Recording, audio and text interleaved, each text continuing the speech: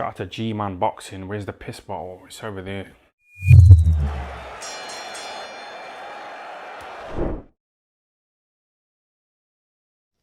Alright, quick post-fight thoughts here. Tommy Fury beats Jordan Grant 4-9 points decision. More so I want to talk about this little scrap because this was the first opponent Tommy Fury's faced who's had a winning record, who's actually come to fight with a bit of ambition. I think his last 3 or 4 opponents haven't even had a win. And they were, like, he's following the Christopher Lovejoy route. I mean, the opponents he was fighting were absolute. To say they were garbage would be doing some journeyman a disservice, to be honest with you. They were horrible. They just bowled over the first sign of trouble. This guy, Grant, he came in with a bit of ambition. He came in on very short notice. I think he only took it on a week's notice, but he had ambition. He had a bit of experience in, the unpaid ranks. I think they're called like Queensberry League. They're basically pro fights over like 3 rounds, but I think they're just unlicensed, basically. So he had a little bit of experience, but technically he was quite poor. He couldn't really judge the distance. His defense was a bit all over the place. His shot selection was poor. The way he threw the shots were very telegraphed. Having said that, Tommy Fury, you can tell his last few opponents really had nothing to bother him because he was getting tagged by right hands in this fight. They weren't massive right hands, but he was getting tagged by him enough that he started to wonder, how is he not making adjustments to that? Now, I know it's over the course of 4 rounds. Things can happen. But a lot of the right hands that Grant was throwing were very easily telegraphed, especially early on.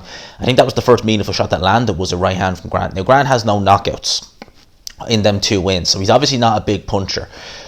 But with a lot of these journeymen and with a lot of these, guys at that level, they might not have a lot of knockouts, but if you look at how their technique is, the reason why they don't have a lot of knockouts is because their technique is so poor that if they actually were able to land clean with full power, they cause you some bother. It wasn't the case with this guy, Tommy Fury. This fight will do him the world of good. He didn't look amazing in parts in there, and some things he was doing in there which I liked was he definitely seems to have a decent enough jab. He moves similar to Tyson Fury. Now, don't misconstrue what I'm saying when I say he moves similar. He does not move near as good. He's not as sophisticated, but you can see that John Fury, his dad, is having him look at the way Tyson moves and trying to emulate that. He's definitely not he's not the finished article. I'll just say it like that. You can tell that straight away. His judge of distance as well, Tommy Fury, is not amazing. There was times out there where he was throwing shots that, late on, you could say it was fatigue or whatever, but in the 3rd round and the 4th round, he was jabbing where he was clearly in no position to hit his opponent. And I was thinking, why are you throwing jabs? You could say, yeah, to deter him, but the idea of throwing the shot is that you're actually going to be able to set something up with it, or you're actually going to be able to keep him off. If you're just jabbing fresh air, you're just wasting energy. And it's not like the opponent's, not like Grant's movement or head movement was so sufficient that, he's missing because of that. No, he was jabbing to there, and the opponent was back there. So, need to work on that. One thing that I did like from Tommy Fury was his uppercut. When you have someone like when you have someone like Jordan Grant, who is very crude, very novice and bores in with shots from a long range, catch him with an uppercut. If you can see them right hands coming, catch him with an uppercut and just wait for him to come in and just counter off the ropes that uppercut. Late on again, Fury was getting hit with right hands. He didn't seem badly hurt, but you could definitely see they caught his attention. So he's going to need to watch for that. Having said all that, this fight he'll have learned a lot from. It'll do him the world of good. Fury, his brother is the heavyweight champion, Tyson Fury, so he's obviously got a lot of help from that, it has to be said. But the Love Island thing, really, that's skyrocketed him. You see guys like Harley Ben, who are even more crude than Tommy Fury doing Love Island now, or he's meant to be doing Love Island. It will build their profile. And that has built his profile exponentially over the last year and a bit. I think it was nearly 2 years since he'd done it. The reason why I'm more like talk about this is because I want to bring up the fact that Marcellus Wilder actually said that he wants to fight Tommy Fury on the Deontay Wilder Tyson Fury trilogy undercard. And I had to laugh at that because that fight would be funny. Tommy Fury is definitely not the finished article. But damn, Marcellus Wilder, to say he is poor is an understatement. I mean, when he fought that guy William Dietz, you couldn't find any footage of that fight for a long time. Al Heyman kept that way off.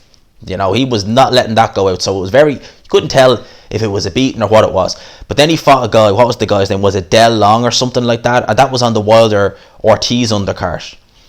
And you heard me talk about earlier on that shots can be thrown by some journeymen or some club fighters with not much accuracy, not much technique, but they could have good power on them. You know, you see short punches land that have tremendous power on them. Actually, Henry Akinwande, when he knocked out John Fury, and shout out to Nick Harmer for telling me about this because I actually found this video. When he knocked out John Fury, knocked him out badly, it was a short right hand. Right, so you can see short punches that land that don't appear to have much on them, but they definitely do. The shot that knocked out Marcellus Wilder was a right hook from a southpaw. I think his name was Del Long. And that was not a hard shot. It was not a sophisticated, and it knocked him out cold nearly. So from pure comedy, yeah, go on, stick it on the undercard. For a comedy reason, yeah, stick it on the undercard. Because Marcellus Wilder is every bit, he's worse than Deontay in terms of just absolute BS he comes out with. So for pure comedy, yeah, stick it on. It'll get some viewers. But Tommy Fury's performance, like I said, little critiques about him. Head movement needs to improve. He's leading.